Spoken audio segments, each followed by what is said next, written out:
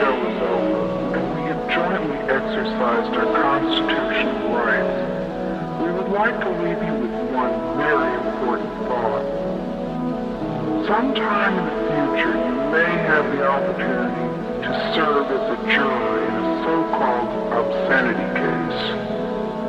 It would be wise to remember that the same people who would stop you from viewing an adult film may be back next year to